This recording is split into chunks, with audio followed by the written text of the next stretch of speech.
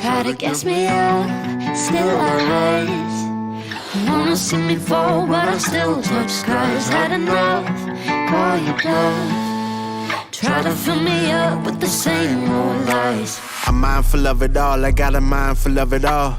I'ma rise when I fall, and I'ma ride for my dogs. And people say they want the best for me. I'm only moved by integrity. A lot of pastors think they're really celebrities. Gotta rise from me, do the math and divide from me. And you can ride the waves, but don't trip when the tide's coming. Gas me up if you want, I'm on the road to riches. How you expecting to stunt when your soul is missing? Try to guess me up, still I rise. Wanna see me fall, but I still touch skies. Had enough, call you bluff. Try to fill me up with the same old lies. Just like helium.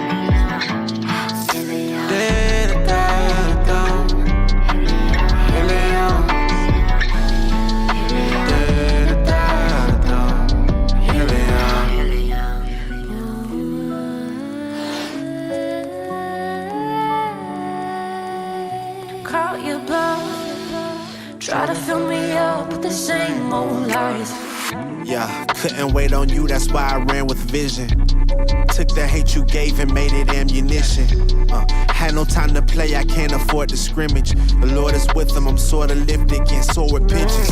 Yeah, people come and go like the seasons. God, I got your heart from the treason. Don't let them fill you up with the fiction.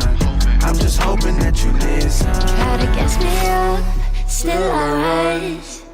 Wanna see me fall, but I still touch skies. Had enough, call you bluff. Try to fill me up with the same old lies. Just like helium. Helium.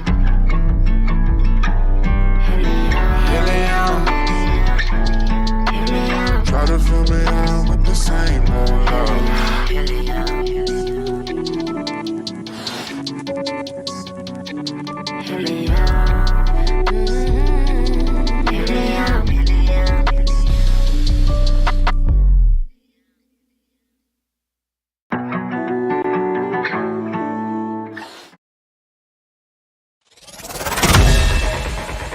What's up, guys? It's Flex Friday Live, a show where the creators of YouTube channels The Story Till Now, Dirt Garage, and KC250 talk about off-road adventuring with special guests. If you're watching live, you can join in too on the live discussion in the chat window. Brought to you in part by Epic Adventure Outfitters. And now, here's your hosts, Casey, Clint, and Shaun. What's up, everybody? We are live. First show on the new channel. Welcome to Flex Friday Live, number 12. Woo! Woo!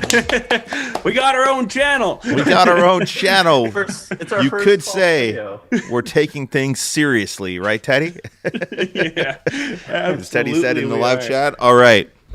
How are you guys doing? It's been, 2 weeks since we did a show? Mm-hmm. We were actually going to do one last week, and then I went to go schedule it, and I found out the hard way that for a new YouTube channel that you have to, after you try to do your first live stream, you have to wait 24 hours. So I guess it's some kind of safety feature. I don't know. But we couldn't do it. So Protecting you against live streaming. yeah, it's to protect us against live streaming by accident. It's for our own good. Yeah. Are you Thanks guys for subscribing, guys. Yeah, thanks everyone for subscribing. It's good to see a lot of familiar faces in here. Looks like we got about 30 people watching right now, which is not too bad for on the new channel. Hopefully it'll pick up as we go, and hopefully we'll have a good time, and you guys will have a good time. And Clint, how are you? Friends. I'm good. Casey, how are you? Yeah. Good, man. Just recovering from our weekend adventure and Excellent. trying to get a Excellent. video prepared for Saturday as always, and work and whatnot. But yeah, it's good. Good week. Sorry, Clint, I cut you off there. It's all good.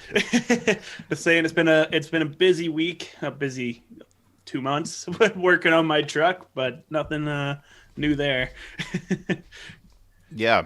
So, Casey, we got a whole bunch of stuff we want to talk about today. Why don't you tell the people what we have on deck? So let's go through. We're gonna go through the list of topics we are planning to talk about, and then you guys can let us know in chat which ones you want us to talk about first. Yeah, and we'll it's We'll talk extensive. about them last, so you stay here till the end.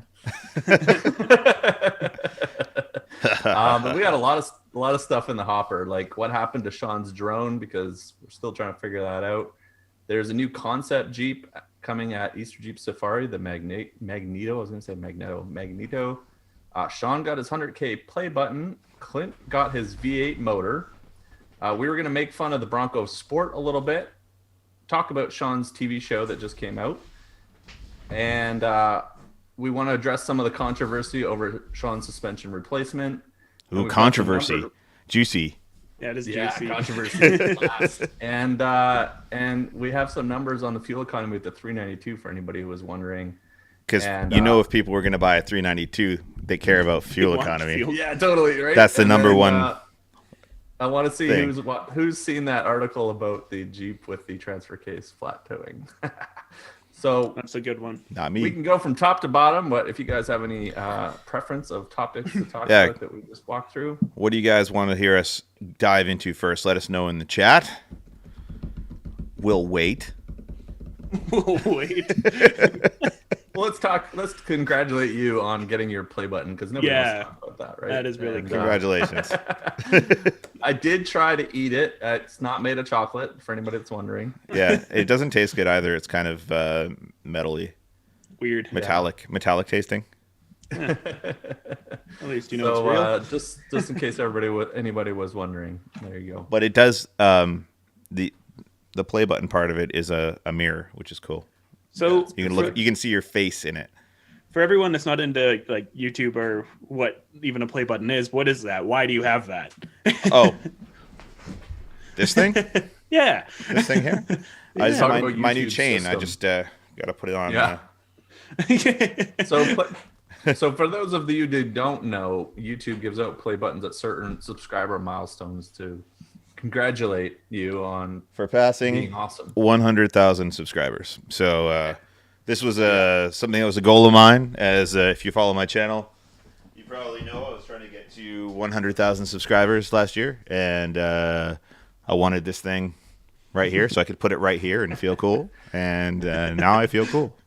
Yeah. So you get a silver one at 100, gold at 1 million, 1 million. Yeah. diamond at 10 million, and Yeah. then is it ruby at 100 50? million. No, Ruby is 50, yeah. Yeah. Is it 50? I thought it was Yeah. 100.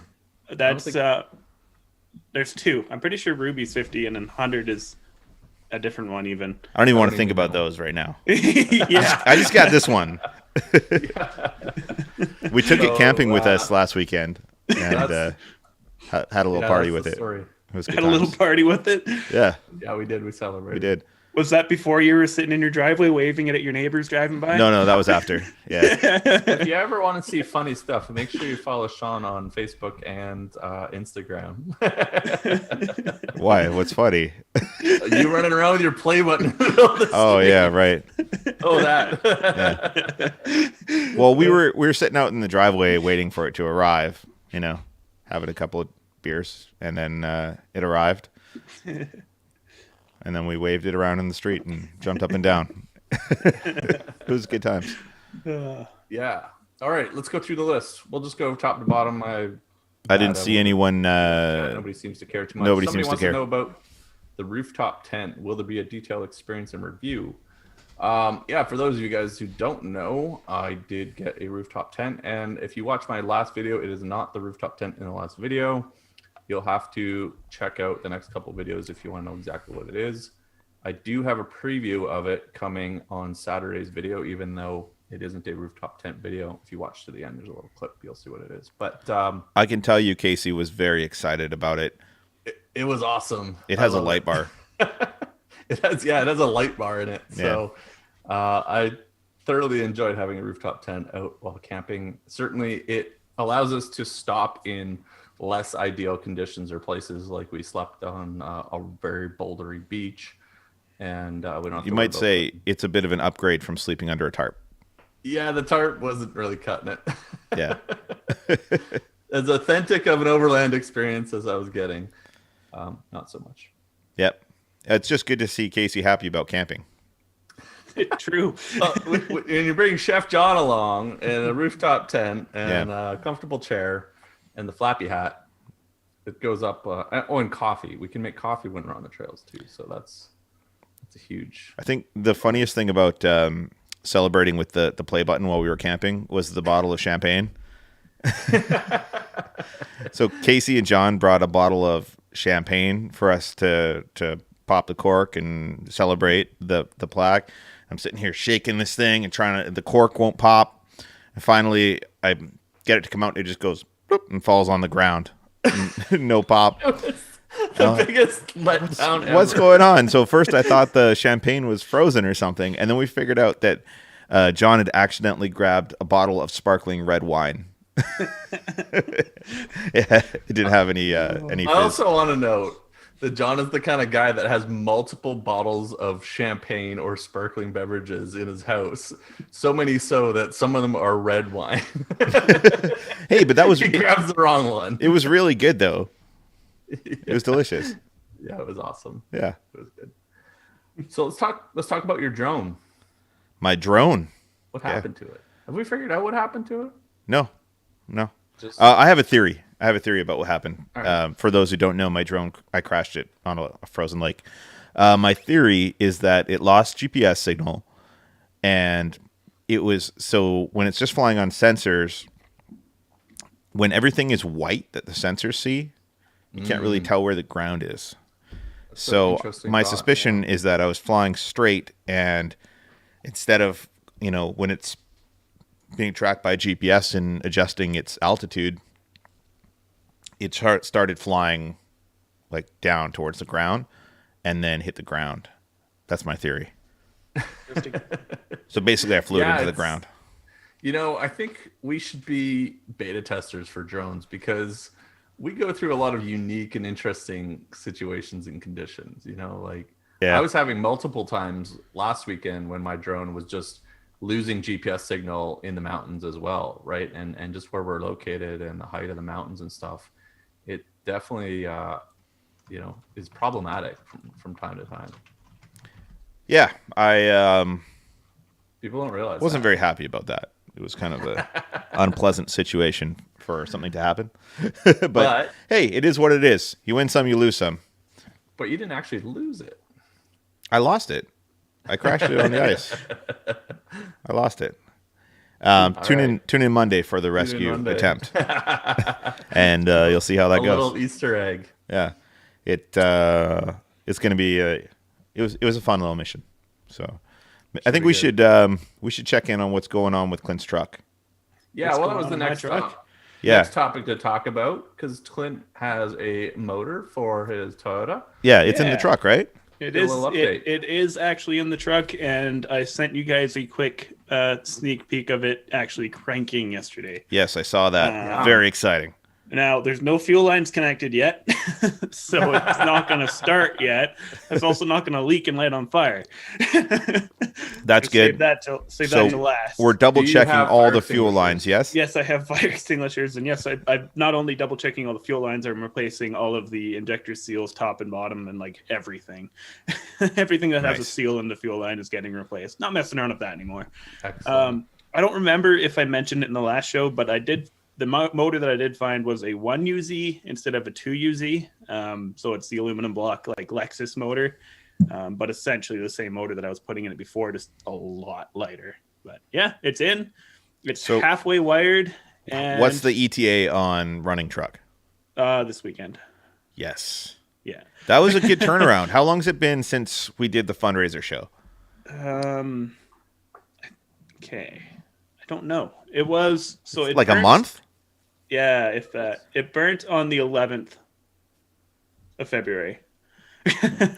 So just over a month since it went up in flames. I'm almost back to running truck again. And that's like 4 or 5 days after. Yeah, and that's restoring the cab and the engine bay. That's impressive. New carpet and whole new interior and everything. So yeah. I mean, we've been I've been following the progress, man, and you're stripping that engine bay down like it looks like it's factory. I knew it's better than it's ever been since I've owned the truck. Your truck is basically a brand new truck at this point. Well, the diffs are still the same, right? Pardon me? Still the same diffs? Yeah. Still the same diffs, yeah. Yeah. But everything else is all. I mean, I everything mean- in the engine compartment is and interior is new. Yeah. Still the same diffs. I mean, my front diff isn't original to the truck. Obviously, it was solid axle swap, but Yeah.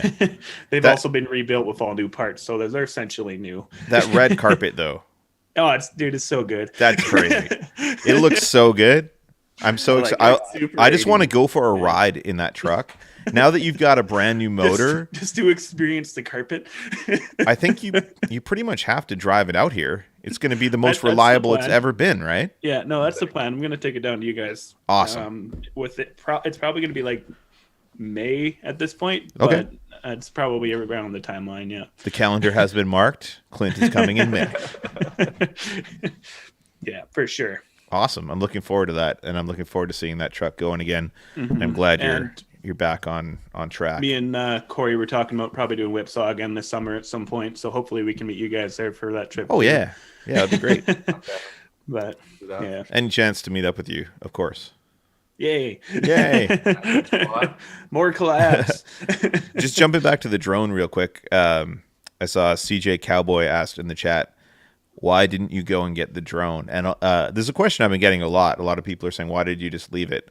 Well, the lake is frozen, but the ice is not thick. It was not safe to walk on, in my judgment. And I didn't have any, didn't have a boat, didn't have any, I don't know, just didn't have the proper equipment. We sat there for about half an hour discussing various possible ways of getting it, including sending another drone out and lassoing it and bringing it back, or a radio controlled car, which we didn't have with us. And we didn't know exactly where it was. And, so. You have to take into account where we are, and if something happens, we're not exactly 5 minutes from town, right? We're way out in the middle of nowhere. Yeah, And, this lake was 100 and maybe 50 kilometers in the middle of nowhere in the mountains. Yeah, so your risk tolerance goes down quite a bit Yeah. when the response to an unforeseen event happening is very limited. And at the end of the day, it's just a drone. And it's, That was basically what it came down to. Is okay, am I going to risk my life for a drone? Yeah. No, like I don't want to buy another one, but I can. I'd rather better than dying. I'd rather spend the money to buy another one than risk falling through some thin ice and freezing and drowning to death. Oh man, Bead Blaster had a great idea. Strap a set of max Strap tracks. the max tracks. A few Bottom of people your have boot. suggested this, and honestly, I feel like that would just be more dangerous. You think spreading your load? I bet Well, you it I would mean, have worked. I bet it would help, but if you did Once fall you go through, into the water, that would just be that's a when it would hindrance become to more getting dangerous. out. I don't see anything good that comes of that. But I mean, there was a couple of pieces of plywood there that we considered kind of planking, And then moving. and yeah. but it really just wasn't worth the risk. But we did come up with a plan, and we executed said plan, and that will be on Monday's video. So if you want to find out what happened, Monday on the Story Till Now. Dun, dun, dun. Cliffhanger. Not on this channel. No. On the story till now. On the Story Till Now. All right, let's move along. The Bronco.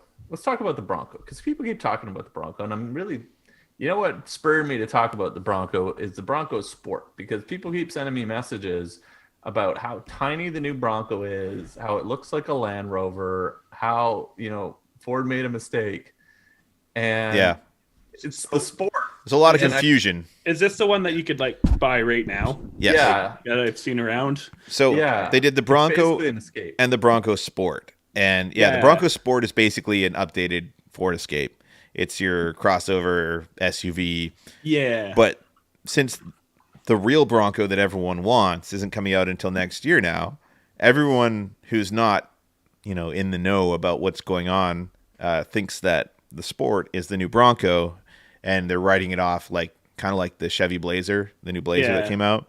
Well, I talking to in sort of the circle of car people understand this, but this is why this is what I was talking to you guys about. Why I want to talk about it here is that I think it's a huge marketing oops, because to a non-car person, they're seeing the new Bronco and they hate it. It's terrible, right? Yeah, because the sport isn't what you want if you're like an off-road person, and or you just want a cool Bronco. I've seen multiple threads on like Facebook and people sending me message on Instagram and pictures and stuff, and it's the same thing. It's like, oh, I can't believe that's what the new Bronco is, and it's so tiny, and it's definitely an unfortunate marketing move on Ford's part when they had so much hype going for the Bronco. I don't know why they just didn't call the sport something else. I don't know why they needed another it shouldn't have the Bronco nameplate. Yeah, it shouldn't. It doesn't make any sense to me why they did that. Yeah, it's I guess, are they trying to make the Bronco nameplate the same as Jeep's nameplate? Because I guess you got like the Jeep Renegade is all over things, and like these other like they might be trying to spin it off into its own brand, kind of like Chrysler's doing with Ram. That makes sense. And Jeep. And I think they should have waited on the sport and released it after their flagship Bronco remake, right? 100%. I agree.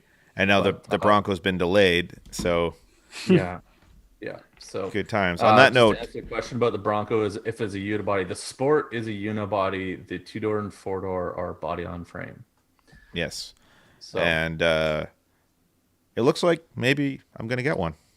Maybe. Yeah. Thinking closer. The wife wants one, which is a motivator. So I've mentioned before our lease is coming up on our daily driver, and we're thinking about getting one. So I gotta talk to some people in high places and see if I can skip the line or something. Skip the line.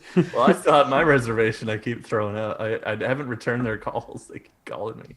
Can you find out when you could get it if you were to accept?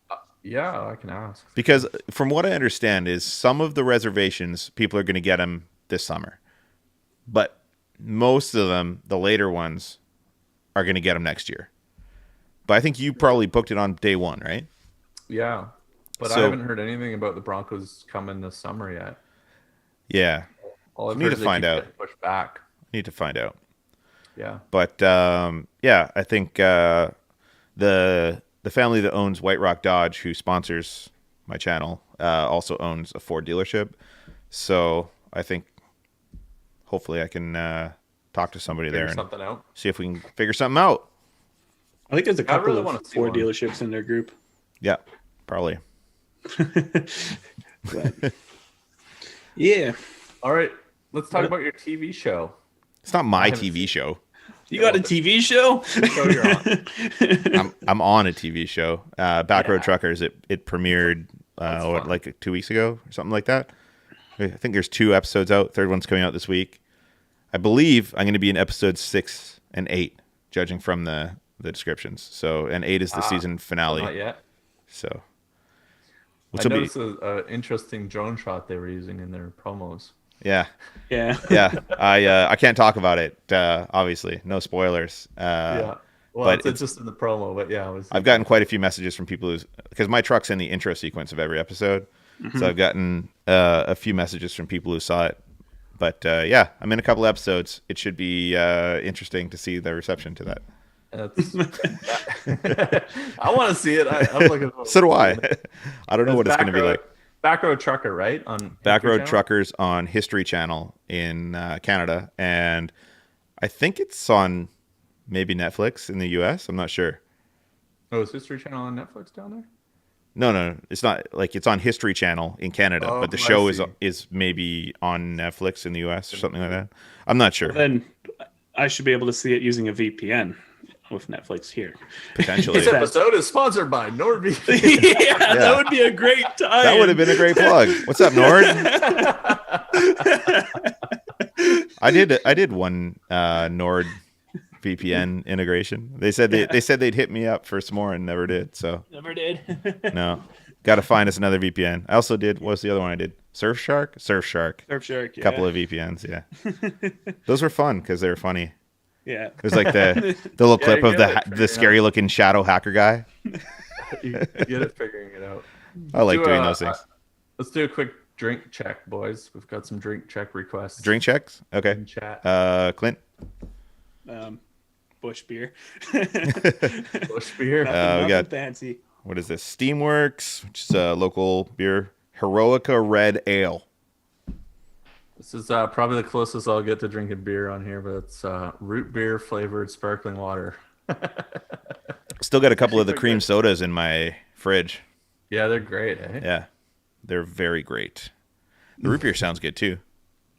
It is. It's not quite as good as cream soda, but the root beer is excellent. So let's talk about all the awesome comments about your suspension replacement video. Okay, sure. I feel like there's an elephant in the room that we need to discuss on this. And sure. So I've been getting a lot of flack for replacing my suspension with a non-greasable setup for the control arms, basically. So I'll just kind of go over my thoughts on this. So I was running Evo's control arms before, which have Johnny joints, and those are generally, supposedly are able to flex more, but each end has a grease nipple. You have to grease them basically anytime you go through water. And up here, it rains like 75% of the year. We drive through rivers, mud, snow. There's salt on the roads, which is terrible for all of these things. Essentially, to properly maintain that type of suspension, which probably works great in California or somewhere where it's a lot drier, right? You don't have to grease it as often. Yeah. So in order to get to the grease nipples to grease these things, you have to drop the control arms, because otherwise you shear off the grease nipples when you go over rocks and stuff.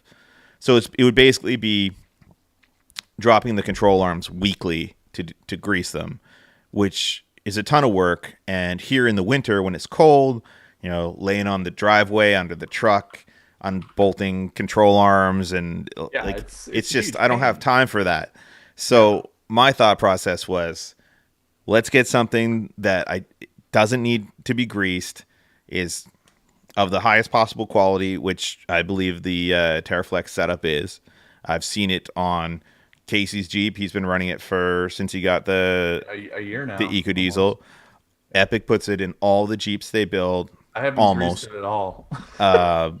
Yeah, you don't have to. They don't need grease. You set them and forget them. They're good to go. And the bushings have a lifetime warranty as well. So if they do wear out, they're guaranteed by Teraflex, which is nice. I think that's my thought process, and a lot of people are kind of giving me a hard time in the comments about it, saying, well, you just can't maintain your suspension, or that's a downgrade, or like it's not, you're switching to Chinese made junk, which it's not really. Well, how many kilometers did you put on your Jeep since you put that suspension on? 45,000. So that's a lot. That's a lot of, and they're not just like commuter miles, right?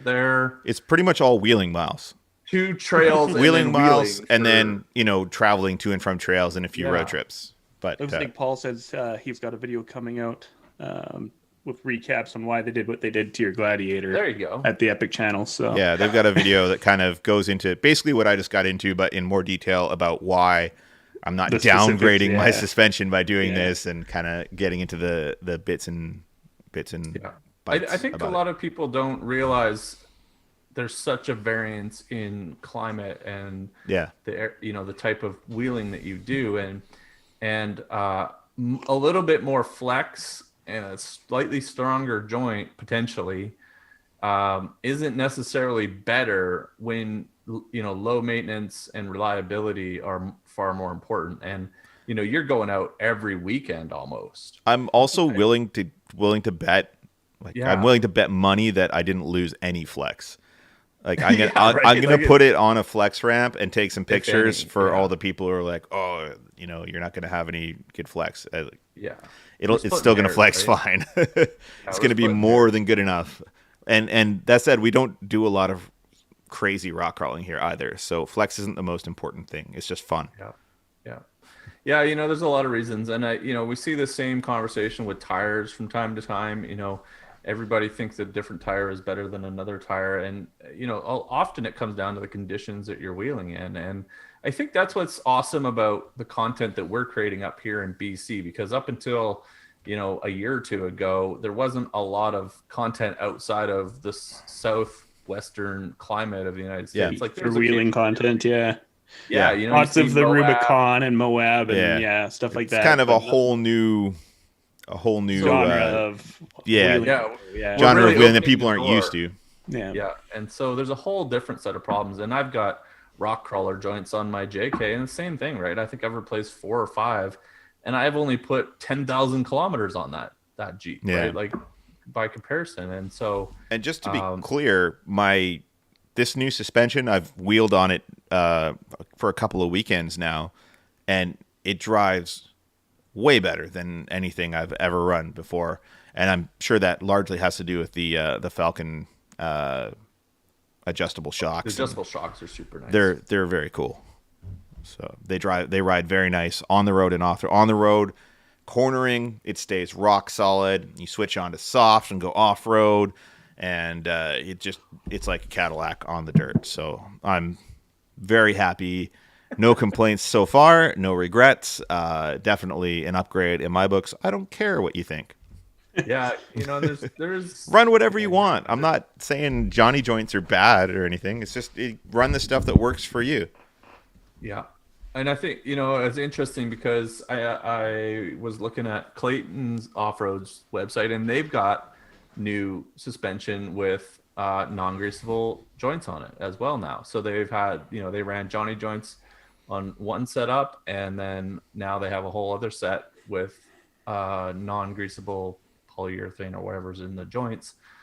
And when I was talking to them, same reason, right? And I think like East Coast wheeling sees a lot more of these problems than Southwest, Western. Clint, have you got a take on this? Like, what are you running for control arms in a Toyota? What control arms? Leaf springs. What joints are in your leaf springs? Yeah. Wait, is there no? Okay, sorry, this is gonna there make is me bushings sound in the leaf springs, but... and I do replace them about every 6 months or so. They don't seem to last very long at all when you're wheeling. Just constantly flexing just wears them out so fast. That's right. If you got leaf springs, you wouldn't need control arms. Yeah, exactly. Stupid question. And I don't know. Like, they might last longer once again in places like Moab, or if you're wheeling places that are drier climates all the time. It might be another one of those things where they're engineered for a different spot than where we're at. But to me, it's like $20 to replace the leaf spring bushings every 6 months isn't that bad. And $20 ain't bad. And realistically, it's a half an hour job to do all 4 leaf spring bushings. So that's about. Well, and you're kind of a pro at the garage mechanic thing. True. I mean, and I've done them so often that it takes no time to do almost any servicing on my truck, except for doing engine swaps. But I've seen you swapped around ring and pinion faster than I can change my oil. You built your whole truck back together like it's super fast. I know. So I know people that have done engine swaps that have taken over a year to do, because there's a whole lot of things to figure out, especially when you're doing it yourself. Yeah. Where I can turn around and do it in like a month with it didn't light on fire. And then tack on a fire restoration and another engine swap on top of that. It's weird because with this one UZ, I'm literally doing everything I did 2 months ago again. So that's at the stage I'm at now, getting the engine running, making engine mounts, making sure everything fits, getting everything plumbed. A whole lot of the same, but it's fun. You're going a little faster now that you have experience. Oh, I did. It's way faster this time around. I know exactly what I'm doing. That's awesome. I made the engine mounts a little bit different because the 2UZ and the 1UZ are slightly different. So I couldn't reuse them like I initially thought I might be able to. Mm-hmm. But I like the way I made the new ones more. So that's nice. I'm super excited to see this thing. Oh yeah, dude. It's awesome. It looks so good.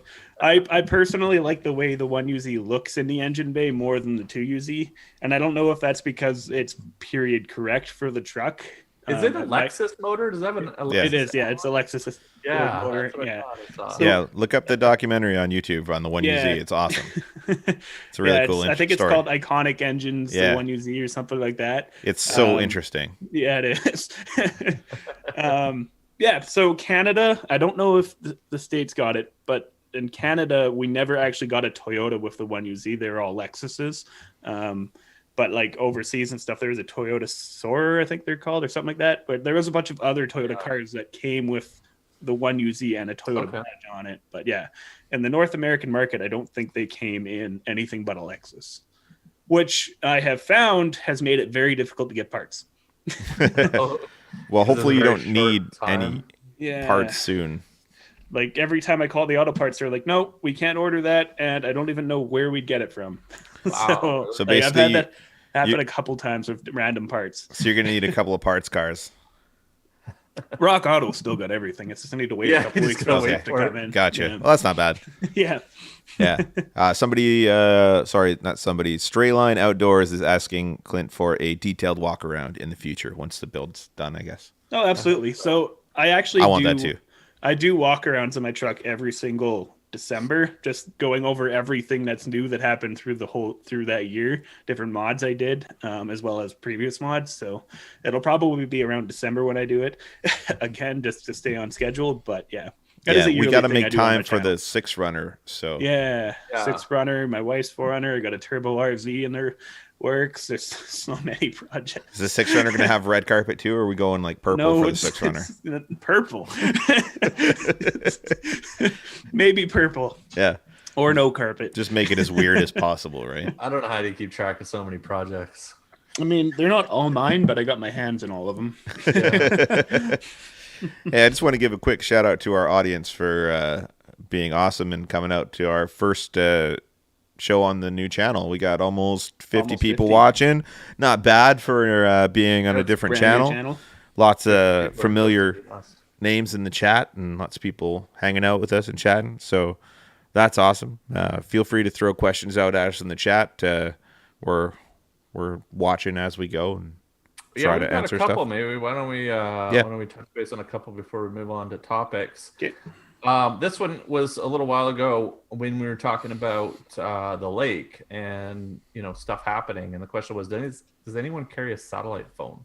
Yeah. Especially for emergencies and remote situations, and et cetera, et cetera. And I think I do.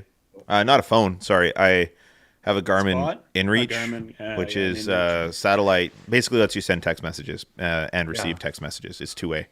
Does it have an SOS feature on it? It does. Yeah, you can hold down the SOS button to call in search and rescue in case of a serious emergency. So had I gone, I mean, this isn't enough to make me walk out on thin ice to get a drone. But had I done they that, still got to get to you and afterwards.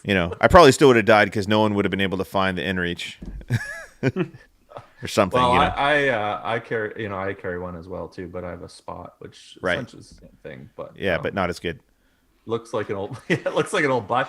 Mine has a Jeep logo on it. Just I think that makes it better by nature. Cool.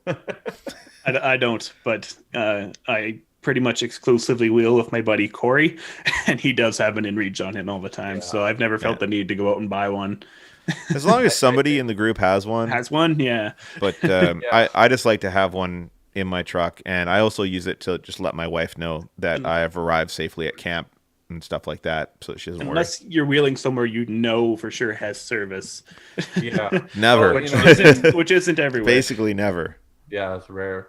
I also set mine when we head out. Mine has real-time tracking as well, and so Kara and Maddie usually watch where we're going on the map, which is kind of cool. So they're always kind of keeping an idea of what trails we're on and where we're exploring. That's a little big brother for me. See, I actually find that I'm wheeling in service more often than not, though.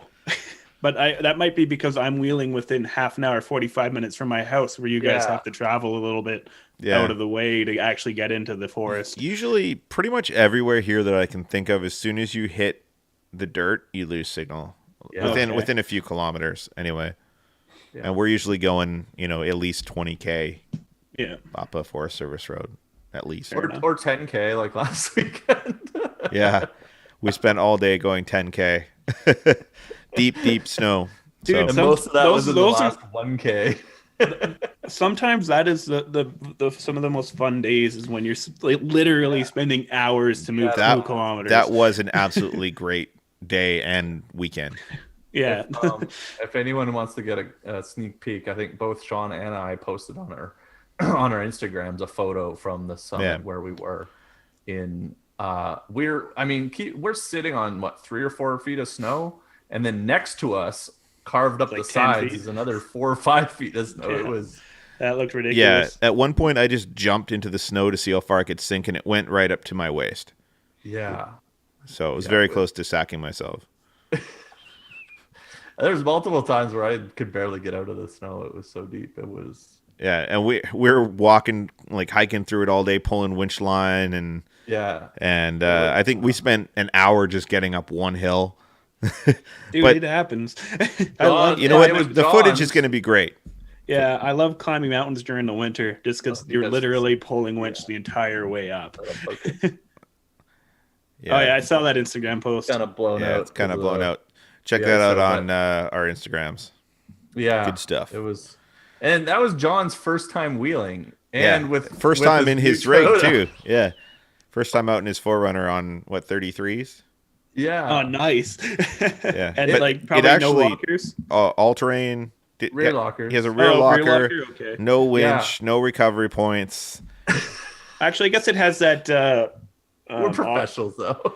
We put him in Yeah, between sure. us and hoped for the best. Yeah, we were good. I think that 4Runner should have the auto LSD on the front though, where it kind of holds the brakes to fake a lock. It actually did amazing on the hill climbs. Like That does- he was yeah. following my tracks, but Yeah, but for a pretty stock out of the box rig, it was pretty good. the tracks that he was going up, I had slid backwards down a couple of times and was spinning really? tires and That everything, iced and them he was up, just yeah. like whoop, right up in the all terrains. So The that's probably the all all-terrains terrains.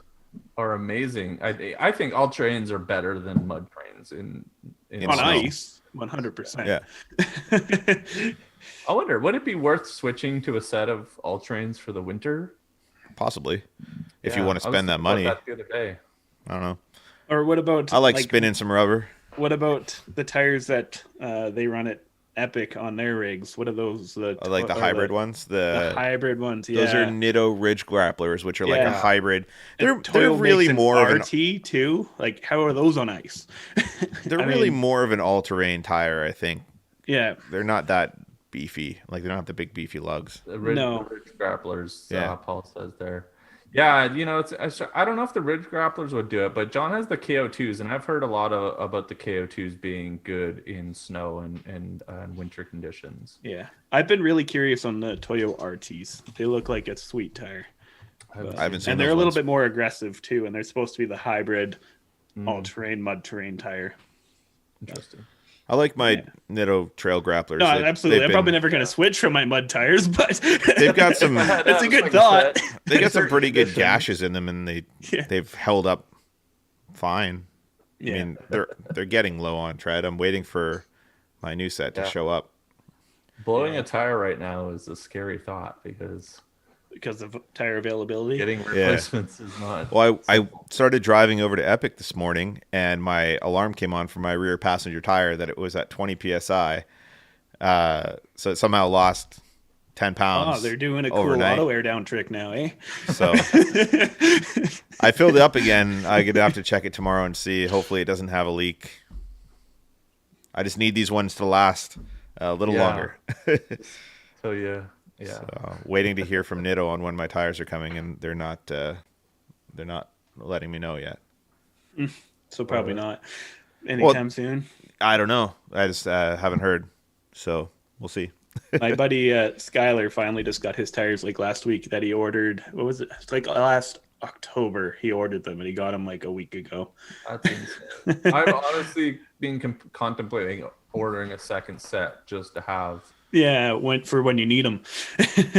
because I don't want the downtime. If Yeah. something happens. He got the Interco Super Swampers, which might have longer delays than other tire brands. I don't know, but Yeah. Well, the thing with tires is like it's not like Everything's- you're not going to use them eventually. yeah. Everything's hard to get now. It's at the point now where if you order something and it comes quickly, I'm shocked. Yeah, I'm me like, too. whoa, that came in a month? Unless it's from Amazon. What? Yeah, this is from Amazon. Unless it's from Amazon. Yeah, I think Teddy ordered bed rack from Rebel Off Road through Epic for his Gladiator Oh yeah. like a week or two ago, and it's supposed to be coming this week or something. I was that's like, not bad. wow, that's pretty fast. That's not bad. Apparently, I was, they're pretty good over there. I was talking to Teraflex, and I guess those Falcons for the front are done. And I'm like, oh, great, I can get a set. And they're like, yeah, that'll be 8 to 12 weeks. Wait, your Falcons are done? Yeah, the three. Like they're worn out? No, to replace the monotubes in the front with the 3.3s. What you said something was done. channels. What's done? Like ready, they're released. Or They ready for finished manufacture. producing them. Yeah. Okay, because for the diesel. Well, it's going to be the standard Falcon going forward, but they shortened the reservoir like half an inch or something. Oh, gotcha. So it'll So that it fit doesn't for the diesel. interfere. Yeah. Sean, are you actually running anything with the Jackery behind you, or is it just kind of sitting there? It's just charging. This is Okay. that. Running everything. It's running the podcast. It's just sitting there.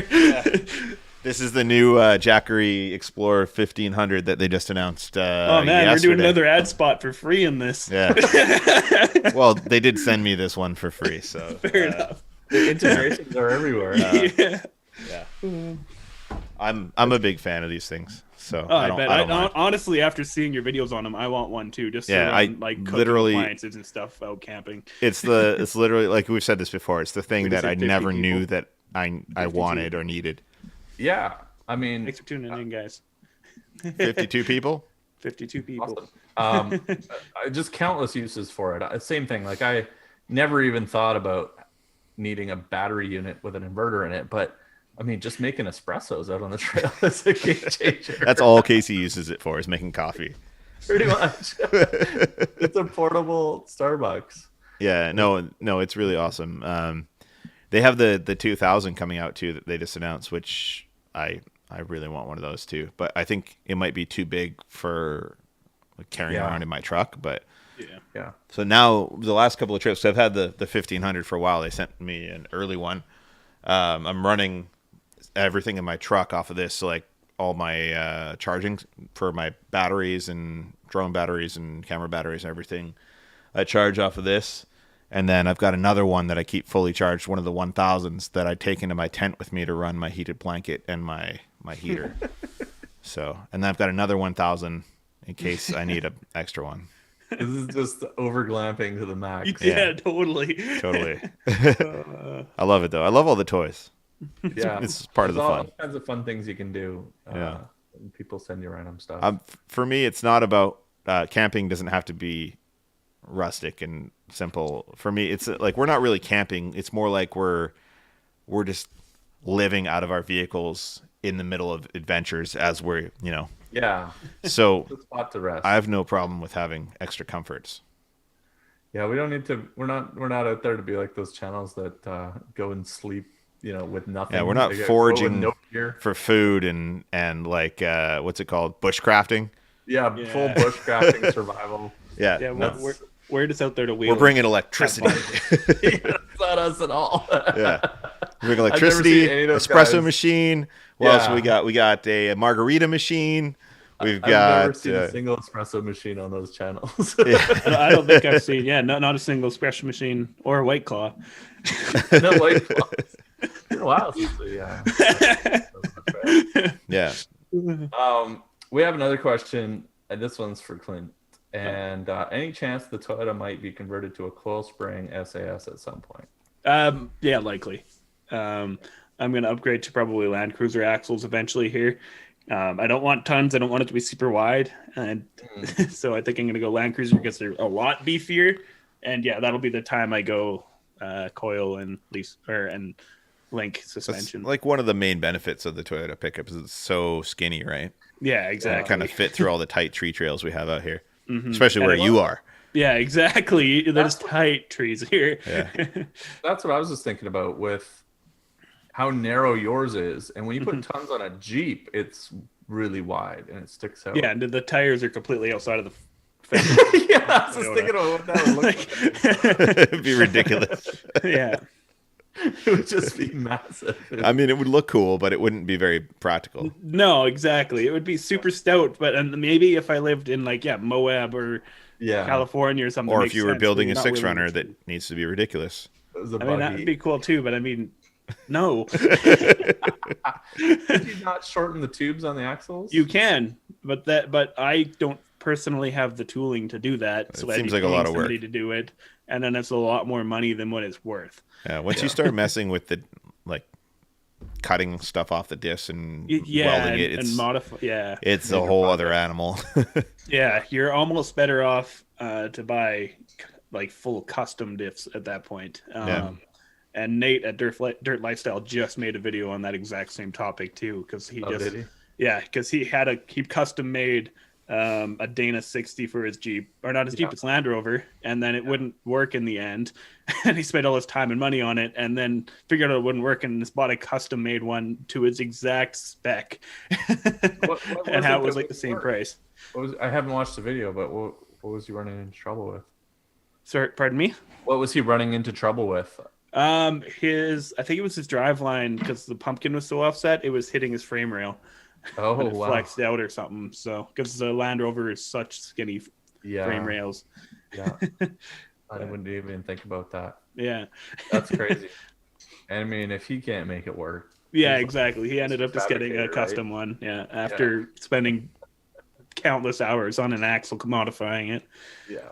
That's crazy. Could we go like totally off topic for a minute? Sure. Either you guys or anyone in the chat planning to watch that 4-hour Snyder cut of Justice League that came out today? I have it downloaded. Yeah, I've considered it. Yeah. I was thinking about watching that tonight in bed. Where is it? Yeah. I have this terrible feeling that it's going to be just as terrible, but like twice as long. I still need to watch the Snyder cut Batman versus Superman too. Ugh. Apparently that was really good as well. Yeah? Because I watched the original one and it was terrible. And it was terrible, yes. It was a terrible, terrible movie. I have very low expectations for any of this, but I can't escape the hype, so I'm going to watch it. Yeah. I've been slowly trying to get through the director's cut of Watchmen. I don't know if you ever watched the movie Watchmen. I have, yeah. Years ago. I have the Blu-ray, I think. There's an extended director's cut that's like 4 hours or something. Yeah, I have that. Great movie, though. It's just it is a great movie. Yeah. Who has 4 hours to get through a movie at this point? I think they were originally talking about doing the Snyder Cut as like an episodic series of like 4 1-hour episodes or something. I thought that was that'd be pretty sweet. I thought that would have been a great way to go, but they went with the 4-hour movie. So maybe I'll just watch it in 1-hour chunks. Yeah, like who's got 4 hours for a movie? Yeah, in bed basically. That's the only time. But I'll fall asleep. I guarantee I will fall asleep before 4 hours. That is for sure. I think I would make it to a 4-hour movie. All right. Back on topic. Let's talk about the 392 fuel economy. Who has seen the 392's fuel economy released? I have not. But I bet it sucks. What do you think? What do you guys think it might be? I don't know. I don't really care. I really don't. If I was going to buy one of those, I would get it for the fun. That's like people asking what the fuel economy is like in the Corvette. if it's similar to the Ram TRX, it's basically half of what the Gladiator is. So before you tell me, I looked up the fuel economy for the motor I just put in my truck, just out of complete curiosity, because I never actually looked it up, and it looks like it's a combined 18. So what does that compare? Combined 18? Yeah. You'll be better. Oh, really? Sorry, what is yours, Clint? 18 miles per gallon. 18 miles per gallon? Yeah. What's a standard That's Jeep? That's not bad, honestly. No, those 1UZs are notorious for having great fuel economy for. But that's factory, right? That's like factory. With the 37s, it'll be a completely different story, 100%. But I'm just curious in stock form what the difference is. JL Wrangler get? I don't know. I can't remember off the top of my head. I just know what the diesel gets, which like is 12 miles a gallon or something. The diesel? No, sorry, no. I think the TRX got like 12 miles a gallon or something. Weren't you getting around 16 or 17 on one of our road trips? We were tracking it. Yeah, it was. I think I've seen it at 19 at certain points too. Depends how much highway travel, right? Yeah. So the 392 and keep in mind this is stock on its 33s. I can't imagine when you put 37s on it. Which you have to. And you know, the thing with these motors is, and you see this in the Corvette too, right? Because it's a supercharged tuned motor, is that to achieve these numbers, your driving style has to be on the extreme side of conservative, right? So, Right. And Yeah. it disappears very quickly. None of us drive like that. Yeah. Guaranteed. Exactly. So, they're probably running in some sort of eco 4-cylinder mode. And when you get on these motors, these forced induction motors, right? They just suck the gas up like crazy, like at a much higher curve than a regular just car engine would, right? And so, I see in the Corvette, I don't even know. I think it's something like 5 or 6 miles to the gallon the way I drive. So the 392, they've said, is going to get 13 in the city and 17 on the highway, 14 combined. That's bad. Which that's on 33s from the factory. It's getting... So can you imagine something that's rated for 17 miles to the gallon? Gonna need a lot of them roto packs. Yeah, I know. Like, I don't think the 392 is going to be a great long range exploration adventure. Just the roof will just be like roto packs. So Shaun, yours is a 3.6 liter V6. Yeah, it is. Yeah, so that's a 20 combined. Yeah, So that sounds about right. Yeah. I mean, actually, I feel like I get pretty good fuel economy. Not that I really pay attention that much to it, but yeah, that's every time we get to a gas station, Casey's always like, "Darn, I forgot to check my fuel economy." So yeah, the diesel is 25 combined. It looks like. Yeah, so that's diesel. A fair bit better. So this is the thing, though, is like the 392, you start getting on it, it's going to kill any of that fuel economy. It's going to be running, single digit MPGs for sure. And the thing with the diesel is, the more, even with all the stuff that I've put on it, we've barely lost any of that fuel economy. We're still getting 22 to 24 MPGs. Same with the Gladiator. What's that? Same with the Gladiator. I haven't lost much fuel economy at all good. after putting on 37s. I mean, at the end of the day, it doesn't matter that much because on the trail, I'm essentially idling all day. Miles per gallon is going to be completely different numbers. The only time it really comes into play is when you're doing big road trips and big stuff, road right? trips, which I don't do very often in my truck at all. Last summer it was nice because gas was cheap. Gas is literally double the price right now of what it was last summer. It's like $1.20 already. All our trips are going to cost twice as much. DirtyandDangerous.com. Get some merch. Story till now. Everybody that's followed us here has probably bought something. Probably. Thanks for all the support, guys. Yeah. But someone's asking about what the fuel economy is like on the Corvette, and that's the thing, right? It's the same deal. You drive in 8th gear, which it has an 7th 7-speed manual, and idle, and it switches to 4-cylinder mode, and you'll get 29 to 30 miles to the gallon cruising at 120 kilometers an hour. But if you start driving it, you'll see like 5, 6, 7 MPGs on it. I gotta tell you, all this fuel economy talk is making me sleepy. Can we talk about something else? Yeah, let's move on. All right, let's talk about the funniest one tonight that we had for topics. And this is the best thing I've seen on the internet for a little. I think this is the thing I know nothing about. Yeah, dude, you need to look a picture. I'm gonna put a link to this in chat because I have the link saved here, so that everybody else can go check it out. Is it a video or? It's just an article. You can't really. Okay, so I can go read it while you talk. Podcast, but everybody else can. We're gonna talk about it because it's hilarious. Someone flat towed their Jeep. Four-low. Flat towed behind their RV, their Jeep, in 4-low, and it was a manual Jeep in 1st gear. Ooh. And so the article talks is this an accident? Yeah. Yeah, it was someone screwed up big time. Yeah.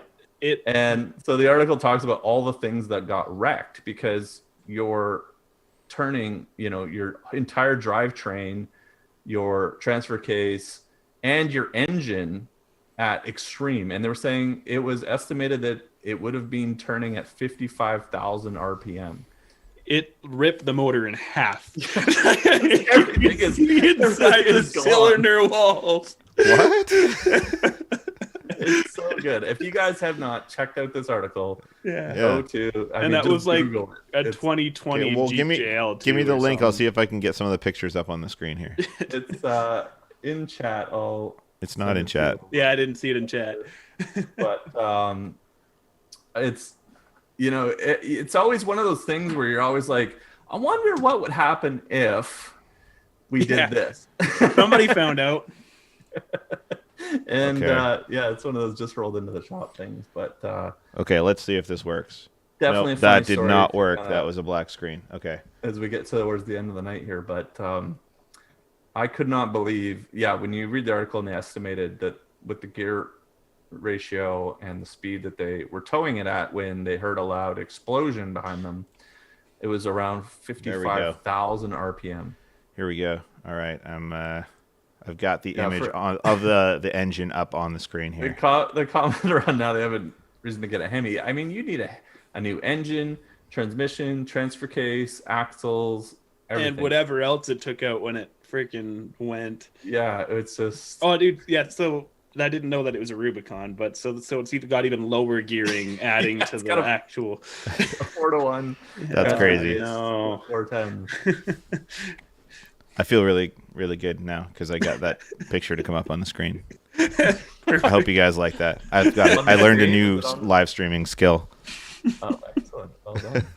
That did look pretty crazy. Yeah, so that was a funny article. I just wanted to talk So about. don't ever do that. Everybody's seen it. So I actually saw that, not from an article. Somebody sent me a TikTok of the mechanic actually looking over it and talking When he about first how the took a look at it. customer comes in. My saying- Jeep won't run. Yeah, and it's literally going down the entire drive line with his phone, going, "Well, that's not right." Everything. And like all the and showing the motor ripped in half. It was That's hilarious. Pretty incredible. So don't do that. Somebody in the chat was asking how I like having a camera guy. Because if you didn't know, the last video 100 was the first video I didn't shoot completely by myself. I have a camera guy now, and it's awesome. We also have a chef. Yeah, we do, kind of. It's just Casey's friend. Yeah, having the camera guy lets me kind of focus on the driving and being on camera and talking and just kind of being a personality and focusing more on the fun stuff and getting more footage out of what we're doing. So hopefully that translates to videos that you guys enjoy more, which is the goal. Yeah, for your style of video, it works really well. It definitely fills in a lot of. You just weren't able to capture so many out of vehicle moments and things going by and whatnot. Like when we were going through all that deep snow and the trail down to that frozen lake, I would have been so busy getting myself through that and winching and doing all the stuff that I just wouldn't have had the energy to be setting up a camera on a tripod and, running around and moving it and going back for it and all that stuff. That's the best part about taking my wife wheeling. It's as soon as she gets just the tiniest bit afraid, she jumps out of the cab. Like, I'm going to film this. I don't want to ride in here, so I'm going to go film that. Yeah. It works great. Yeah. Well, I found a guy who's, he's got some skills with a camera. He's got some experience, knows what he's doing. He's a fun guy to hang out with. He, fits right in with the group. And, hopefully that continues to work out great. So. Perfect. Yeah, it seems like it's working out well for you. Yeah, and definitely we got to get Chef John out more because he was making us 3-course meals and like dessert, and we had the tri-meat pasta that turned into a quad meat pasta. It was man. Wait till you guys see the video of all the food we ate on this last trip. It was crazy. That'll be in 2 weeks or like a week Monday for me.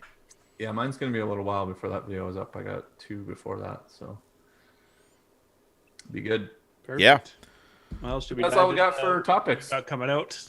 Yeah, Thanks. I think that's all we got. Thanks everyone for hanging out with us on our first show on the new channel. I doubt there's anyone here who's not subscribed already, but if you happen to be here, just stumbled Watching across this this random live show, subscribe. Share it with your friends. Yeah. Share with your friends, yeah. Yeah, Casey, you got a video coming on Saturday? Yeah, just I had a fun title. I think I sent it to you earlier, but it was Yeah. Don't buy a Gobi roof rack until you watch this video. Oh, those are always good videos. I'm looking forward to that one myself.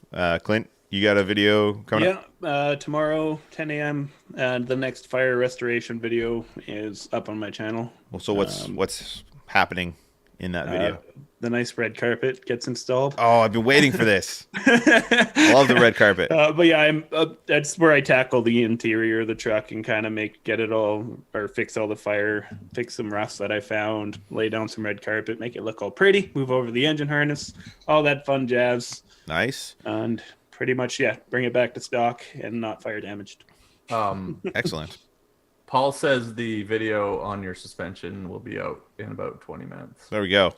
So, guys, if you're not already subscribed to Epic Adventure Outfitters, go check out that channel, and there'll be a video going into some detail on my new suspension on their channel.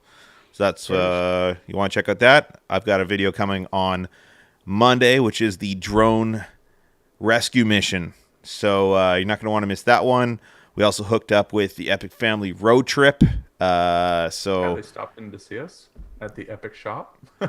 No, I went on a trip with them. Oh yeah, you went on a trip with them too. Yeah, we went out on a trip. So that'll be on Monday as well. It was kind of just an impromptu run. So that was fun, and had a lot of fun with them. They're heading back down to the US. So hopefully we'll hook up with them again in the future. Can't wait to travel south. All right, guys. We'll see you next week. Probably we're going to do this next week, guys? I think so. Next week? All right. Tell your friends. Tell your family. We're almost at 200 subscribers on this channel. Let's get it up to 1,000 sometime in the near future. And then we'll be rocking and rolling. All right. Peace.